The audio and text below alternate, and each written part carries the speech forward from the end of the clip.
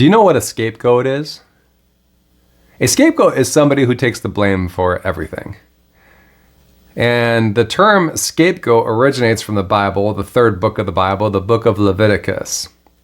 The book of Leviticus is about all kinds of ceremonial laws for ancient Israel. Laws regarding priests and sacrifices and food and cleanliness and festivals. And right in the middle of the book of Leviticus are instructions for the Day of Atonement. The Day of Atonement was the holiest day of the year.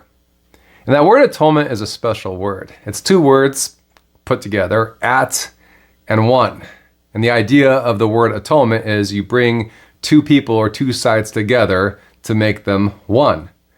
So it was on this day where the people's sins would be taken away so that God and his people could become one. They could be at one. And so the day starts with the high priest sacrificing a bull. And it's on this day and this day alone that the high priest could go into the temple and into the inner room, the most holy room called the Holy of Holies, where we find the Ark of the Covenant. This was essentially God's dwelling place in Israel. And nobody could go into the Holy of Holies. Only the high priest, once a year on the Day of Atonement, could. And it was separated from the rest of the temple by a very thick curtain. Then the priest would go back outside of the temple, and there would be two goats. He would inspect these goats, and then he would designate one goat for the Lord. And this goat would be sacrificed, and his blood would be used to be sprinkled on top of the Ark of the Covenant. And in this way, the sins of the people would be atoned for. The blood of the goat would cover their sins. But then there's the other goat, and this goat would become known as the scapegoat.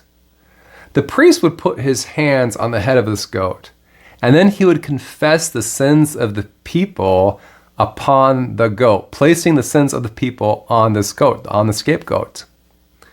Then they would escort the goat out of the temple to the gate of the city, where a foreigner would take the goat into the wilderness, essentially banishing, taking away the sins of the people. Now, all these rituals point ahead to the Messiah. They all point ahead to Jesus Christ. All kinds of little interesting Easter eggs here. Jesus, of course, is our high priest who is able to go into the presence of God on behalf of us. His blood is shed to cover, to make atonement for our sins. Jesus is also our scapegoat. He was innocent just like the scapegoat was. The priest inspected the scapegoat, and we see Caiaphas, the high priest, inspecting Jesus before he was crucified. The high priest placed the sins of the people on the scapegoat, and God laid upon Jesus the sins of the world. The scapegoat took the sins of the people outside of Jerusalem, and Jesus had to take our sins and carry the cross through Jerusalem outside. Foreigners took the goat outside and banished it, perhaps killed it in the wilderness. And foreigners, the Romans, crucified Jesus just outside of Jerusalem. Jesus is the scapegoat that takes away the sins of the world. The prophet Isaiah, 700 years before Christ, said this. He said, "We all like sheep have gone astray. Each of us has turned to our own way, but the Lord has laid on him the iniquities of us all."